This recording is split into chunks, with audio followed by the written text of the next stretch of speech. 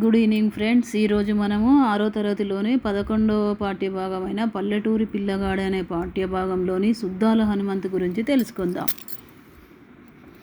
సుద్దాల హనుమంతు నల్గొండ జిల్లాలోని పాలడుగు గ్రామంలో జన్మించిన సుద్దాల హనుమంతు 2వ ఫారం వరకు చదువుకున్నాడు. తల్లి లక్ష్మీ నరసమ్మ, తండ్రి బుచ్చిరాములు. హనుమంతు హేతువాదిగా పేరు పొందాడు. వ్యవసాయ శాఖలో గుమాస్తాగా పనిచేసి కొన్ని కారణాల వల్ల ఉద్యోగానికి రాజీనామా చేశాడు.